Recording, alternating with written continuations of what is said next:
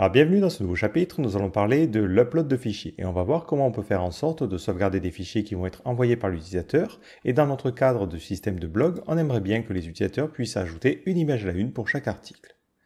Donc la première chose qu'il va nous falloir faire, c'est créer les champs dans notre formulaire. Donc je vais m'inspirer des champs que l'on a déjà créés et créer un nouveau champ de type fichier. Donc ici on va changer ça pour l'appeler image. On va changer le for, l'id et les titles et la partie erreur et on va mettre image. On ne mettra pas de valeur par défaut parce que dans le cadre des inputs de type fichier, on ne peut pas avoir de valeur par défaut. Et au niveau du type, on mettra file. Pour que le fichier soit correctement géré, il faut rajouter au niveau de notre formulaire un attribut inctype en multipart form data. Donc ça n'a rien à voir avec Laravel, c'est de l'HTML de base.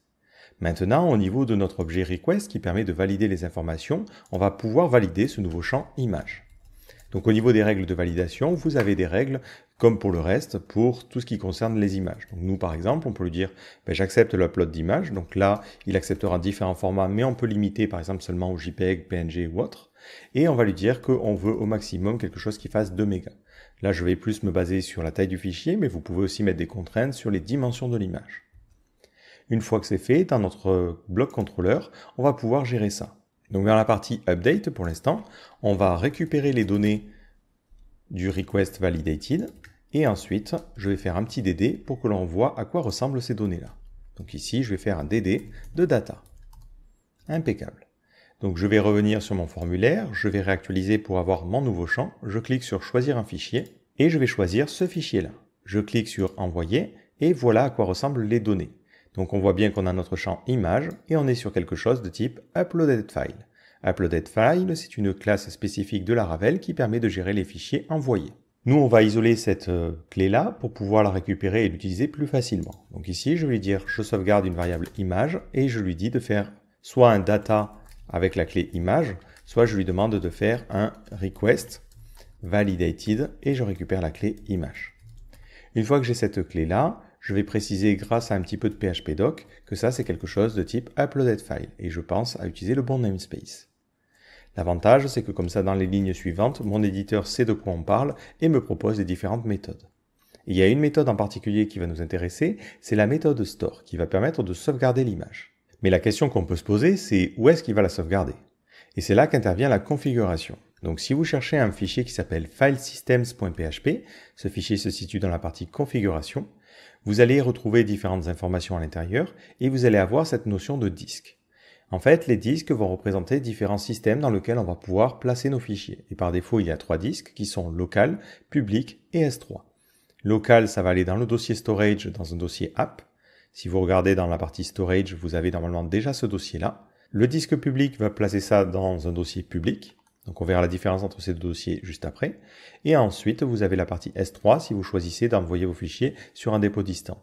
Mais vous avez la possibilité de créer autant de disques que vous le souhaitez. Par défaut, si on ne précise aucun disque, c'est le disque local qui va être utilisé. Nous, dans notre cas, vu qu'on souhaite ici envoyer des images qui vont ensuite être publiquement accessibles, il va falloir les placer plutôt dans le disque public. Donc lorsqu'on utilise la méthode store, on va d'abord lui préciser en premier paramètre le chemin du fichier. Donc on va lui dire, nous on veut le mettre dans un dossier blog. Vous pouvez ensuite utiliser l'ID ou une date. Si vous voulez grouper un petit peu les fichiers, évitez d'avoir un dossier qui est trop volumineux. Et ensuite, en second paramètre, je vais lui dire, je veux placer ça dans le dossier public. Vous remarquerez quelque chose, je ne mets pas de nom à l'image. Automatiquement, Laravel va générer un nom unique qui est un petit peu aléatoire. C'est une liste de chaînes de caractères. Et je n'ai pas à m'embêter sur ça. Et le chemin du fichier, relatif au dossier storage, me sera renvoyé dans une variable. Donc là, je peux sauvegarder image path et on va avoir cette information-là. On va la dd, histoire de voir à quoi ça ressemble. Donc on essaie de réenvoyer notre fichier, je clique sur continuer et on voit qu'il nous renvoie ce chemin-là. Blog, parce que c'est le dossier que j'ai demandé, et ensuite une chaîne aléatoire, .jpeg. Automatiquement, ce fichier va être bien placé dans le bon dossier. Donc dans la partie storage, on a un nouveau dossier blog et ensuite on a notre image et on a bien mon pandarou dans mon cas. Alors, ce que je vais faire, c'est que je vais supprimer l'image parce qu'à chaque fois que je vais essayer de réactualiser la partie contrôleur, il va recréer l'image. Une fois qu'on a cette information, on peut choisir de la sauvegarder en base de données. Donc ici, je lui dis dans data, je vais rajouter une clé image et je vais lui dire de sauvegarder image path. Voilà. Ou je peux le faire directement à la ligne du dessus. Il faudra alors que dans mon modèle post, je précise que ce champ image est filable. Dernier problème, je n'ai pas ce champ en base de données, donc je vais devoir créer une migration pour ça. Donc je fais un PHP artisan make de point migration et on va l'appeler add image to post. Je vais modifier cette migration, donc je modifie add image to post.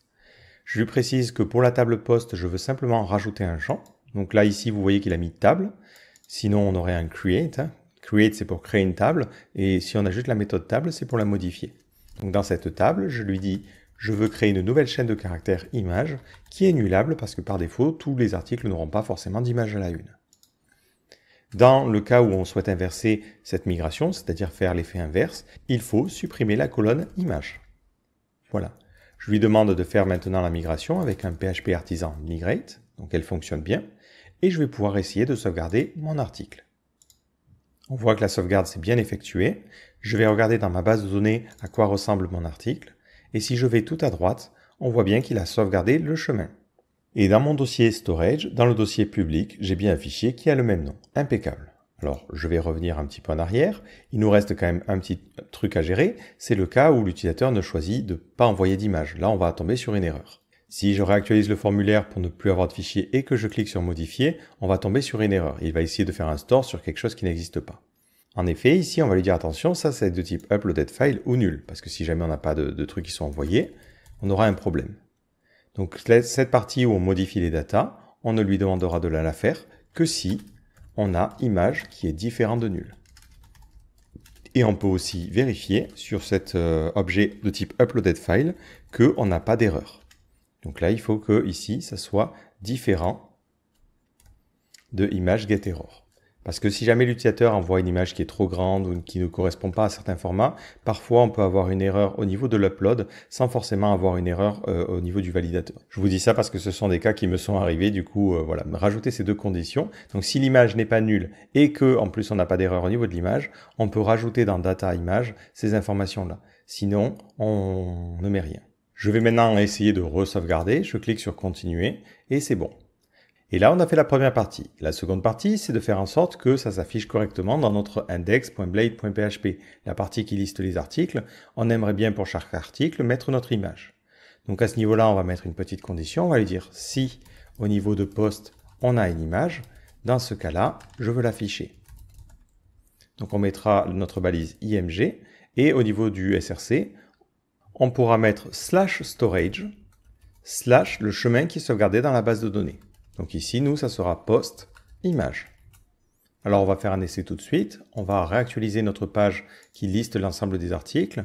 On voit ici qu'on a un petit espace qui s'est créé. Donc je vais inspecter avec mon navigateur. Et on va voir notre balise img. Ce qui m'intéresse, c'est la partie src.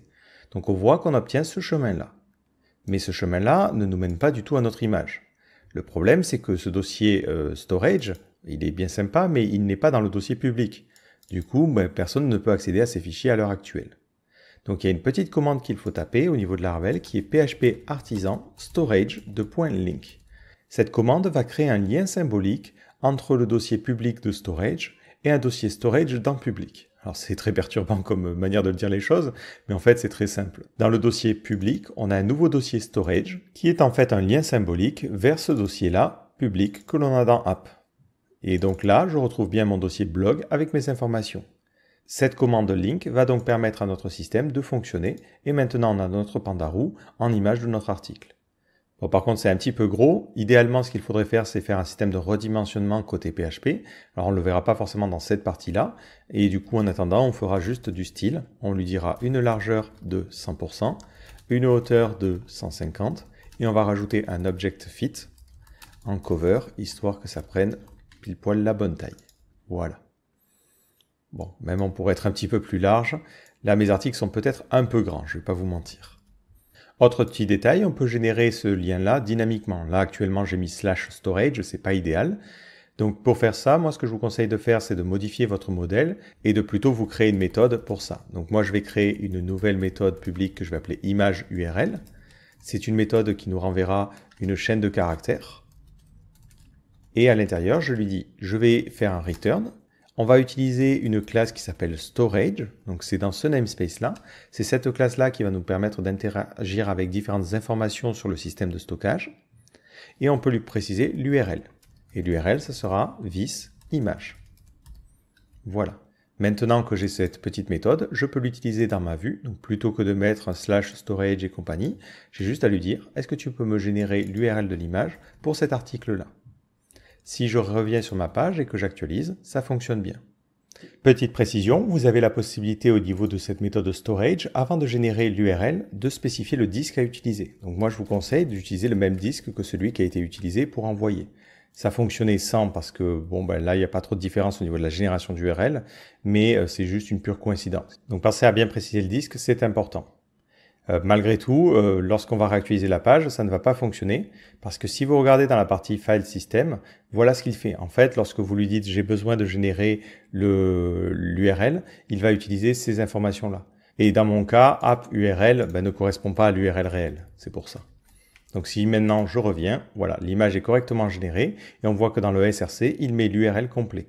Donc ça, c'est super intéressant. Dès que vous avez besoin de générer une URL, plutôt que de mettre quelque chose à la main, je vous conseille de passer par Storage et la méthode URL, en choisissant bien le disque qui convient évidemment.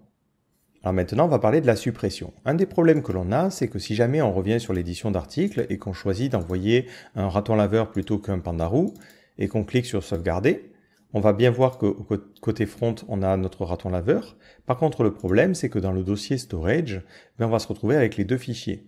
Lorsqu'on envoie un nouveau fichier, il ne supprime pas l'ancien. Donc c'est à nous de faire ce traitement-là. Donc à ce niveau-là, au niveau de notre bloc contrôleur, il va falloir vérifier est-ce qu'on avait déjà une image. Et dans ce cas-là, il va falloir supprimer l'image. Alors vu que c'est une partie de logique que je vais avoir besoin de faire à deux endroits, parce que là je le fais que pour la partie édition pour l'instant, je vais me créer une méthode privée pour faire ça. Donc on va faire un private, on va l'appeler extract data.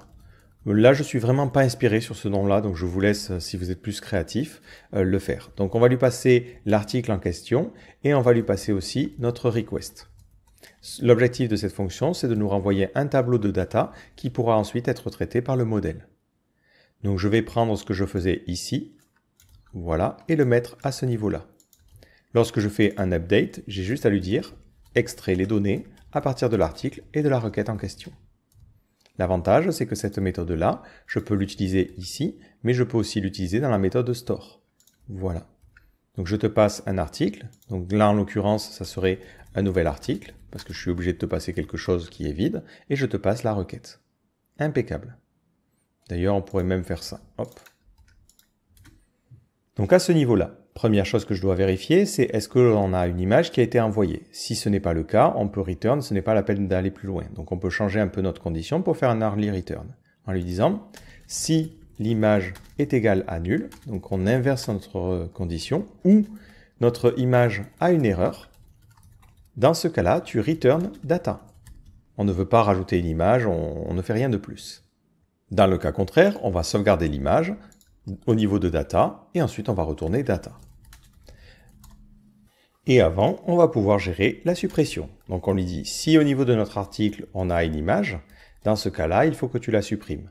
Pour la supprimer, on va regarder les méthodes qui sont disponibles au niveau de storage.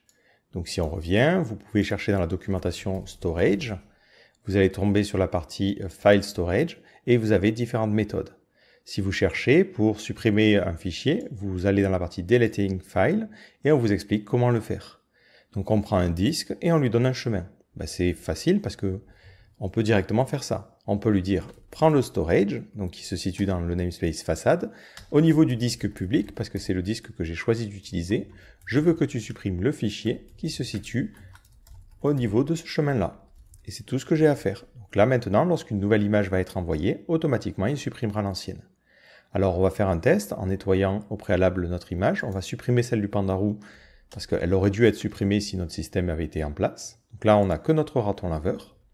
Je vais revenir sur mon édition d'article. Je vais choisir de modifier l'image pour en choisir une nouvelle. Donc on va prendre par exemple une image de capybara. Voilà. Je clique sur modifier.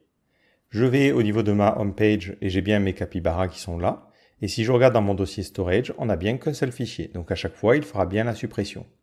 Ce qu'il vous faudra faire aussi, c'est dans la partie suppression d'article, si vous le mettez en place, c'est faire en sorte de supprimer l'image qui est associée à l'article avant de supprimer l'article, pour ne pas garder des images fantômes.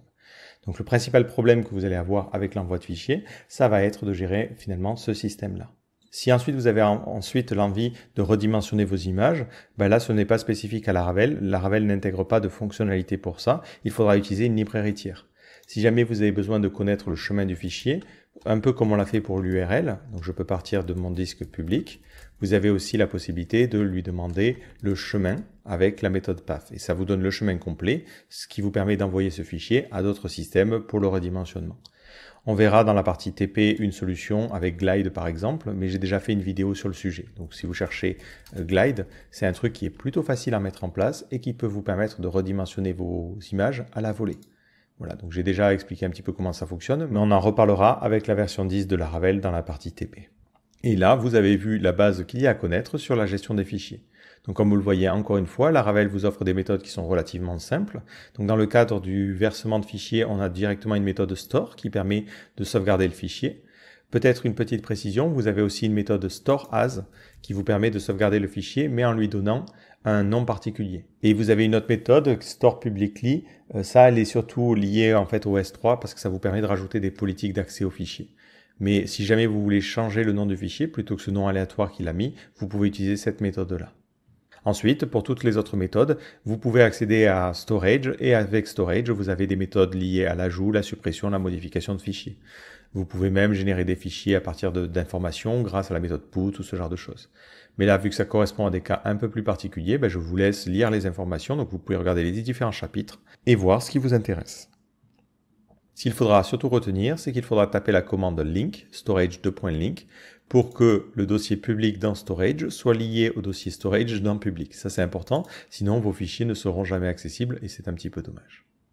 Donc j'espère que ce chapitre vous a plu et je vous donne rendez-vous dans le chapitre suivant.